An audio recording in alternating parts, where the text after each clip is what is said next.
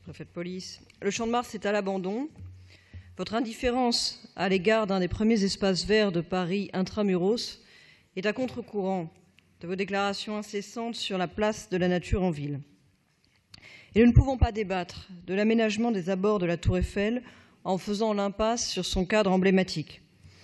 Alors, vous avez eu une manœuvre dilatoire en détachant notre vœu sur le Champ de Mars de la délibération sur la Tour Eiffel elle-même dont nous discutons en ce moment.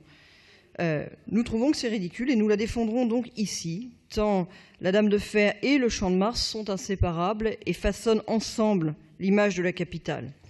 Une image, une représentation qui est écornée depuis trop nombreuses années en raison de l'insalubrité des rues de la capitale et d'une sécurité défaillante. Aujourd'hui, la déception et l'indignation gagnent vite les visiteurs du Champ de Mars. Les touristes s'attendent légitimement à ce que la réalité soit à la hauteur de la carte postale. Et on en est très loin. Les rats pullulent, comme en d'autres endroits de Paris, on en parlait ce matin, attirés par des déchets qui ne sont que tardivement ramassés. On ne compte que 2 toilettes publiques pour 24 millions de visiteurs annuels. L'état de la végétation est préoccupant. Plus de la moitié des arbres sont dans un mauvais état sanitaire. Les bassins ne sont plus en eau depuis de longues années. Les ornements, en particulier les vases, sont dans un état inquiétant. Les allées se tassent sans être mises à niveau par les services de la ville.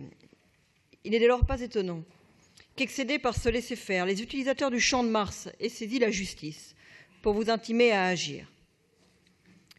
Vous nous dites que le Champ de Mars ferait l'objet de toutes les attentions et vous indiquez que vous avez généreusement consacré 5 millions d'euros depuis 10 ans au principal site emblématique de Paris. Cette somme est à comparer aux 21 millions d'euros de redevances versées par l'ACET à la ville de Paris pour la seule année 2015. Donc 5 millions d'euros en 10 ans d'un côté, 21 millions d'euros en un an de l'autre.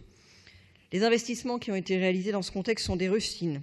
Ils consistent principalement en la reprise des dommages causés au site par une litanie d'événements qui s'y tiennent. Par exemple, la moitié de cette somme a été consacrée à la réfection du plateau Joffre à quelques mois seulement de l'Euro 2016.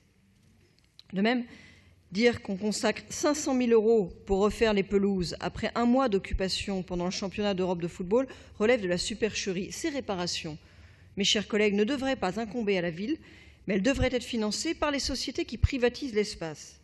Et à ce titre, nous attendons toujours le bilan financier de la fan zone de l'Euro 2016. Ben non, on l'a pas. L'espace public parisien dans son ensemble, spécialement le Champ de Mars, est de moins en moins public, accaparé par une multiplicité d'événements plus ou moins dignes d'intérêt. Il est de moins en moins accessible aux Parisiens et aux visiteurs. On ne compte plus les chapiteaux et les toiles dressés sur les places et parvis parisiens. La réduction des événements sur le Champ de Mars est le préalable à toute politique durable de gestion du site. Ce cadre exceptionnel pour la Tour Eiffel doit être réservé à des événements qui sont tout autant dans tous les sens du terme. Et Paris offre suffisamment d'espace pour ne pas banaliser l'image de la Tour Eiffel. Vous proposez de mobiliser le Fonds de Paris pour financer à hauteur de près de 4 millions d'euros la réfection des fontaines des Champs-Élysées. Fontaines qui s'inscrivent au passage dans la droite ligne de ce mauvais goût en vigueur depuis 2014 qui confère aux kiosques des allures de poubelle. Eh bien, nous vous suggérons de faire financer la reprise des vases et de l'ensemble des ornements du Champ de Mars à travers ce fonds de mécénat. Puis quand on évoque la multiplication des usages du Champ de Mars au détriment de sa vocation originelle, le mur de la paix n'est jamais loin. Aujourd'hui, sa symbolique incontestable est fragilisée par son mauvais état, voire sa dangerosité. Il est nécessaire de le déplacer pour le sauver. Nous proposons donc que le mur de la paix soit installé sur la place de la Nation, le lien entre ces deux concepts étant évident. Mes chers collègues, face à l'absence de pilotage du site par la Ville de Paris, nous proposons de nommer un référent unique pour coordonner les interventions publiques, comme cela se fait dans d'autres sites parisiens comme le Louvre.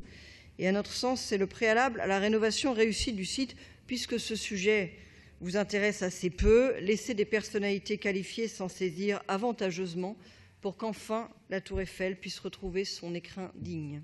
Merci.